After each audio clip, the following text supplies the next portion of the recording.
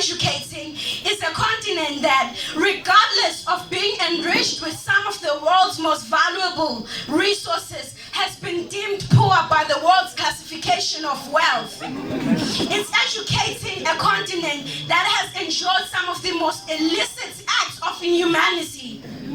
We're talking slavery, we're talking civil wars, we're talking apartheid. So when you educate an African child, you're educating a mentality that, because of that classification, because of that history, it has been embedded into the mind of an African child that their rates of success on the scale of the possibility of success is the lowest by far.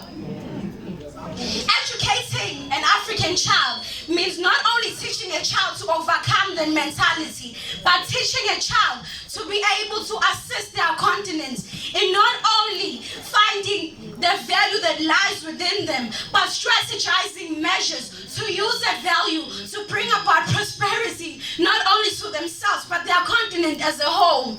If you can imagine, it is such a challenge to educate an African child. Imagine the challenge that lies in becoming an educated African child. It has never been harder to become an educated African child than it is now. You see, the year 2020 brought with it a challenge in the form of the COVID-19 pandemic. A challenge we have never had to come across, a challenge we have never learned to overcome. But the history behind us tells us that we as Africans, when we have had to be faced with a challenge that is becoming more difficult to us because it is unfamiliar, we not only overcame the challenge, we conquered the challenge and we sparked a revolution in the process.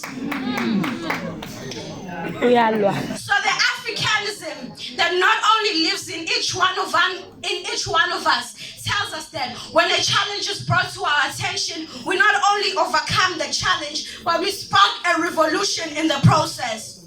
You see, COVID-19 was a challenge. I'll give it that.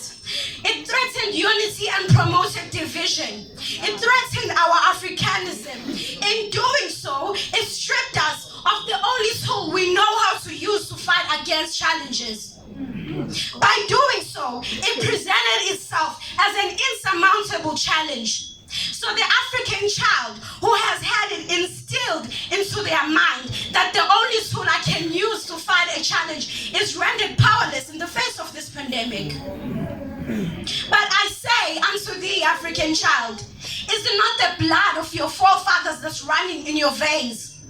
The Africanism that lives in each and one of you tells you that this pandemic is a challenge. And what do you do as an African when faced with a challenge? You not only conquer the